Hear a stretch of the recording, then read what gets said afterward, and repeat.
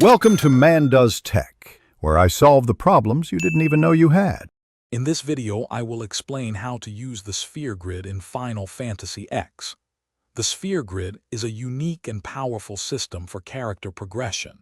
It allows you to customize each character's stats, abilities, and spells by moving them along interconnected paths.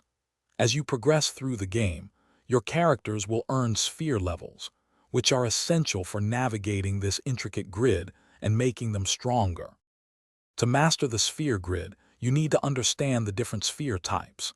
Power, mana, speed, and ability spheres are used to activate their respective stat nodes, boosting your character's strength, magic, agility, or teaching them new skills. Fortune spheres and luck spheres are rarer, improving critical hit rates and evasion. Don't forget key spheres, which are vital for unlocking new, powerful sections of the grid. Activating nodes is straightforward.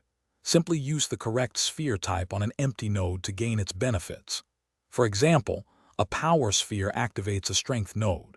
If you want to respecialize, clear spheres can remove activated nodes, opening up new possibilities.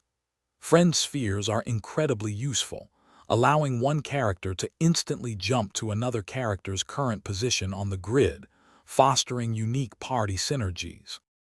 For advanced play, strategic pathing is key. Plan your character's route to maximize their primary stats and abilities early in the game. Don't be afraid to use return spheres to backtrack quickly to previous nodes, or teleport spheres for instant travel to any activated node on the grid. This allows for efficient farming and ensures your party is always optimized for the challenges ahead, making your journey much smoother. Thanks for watching. If you found this helpful, don't forget to like and subscribe.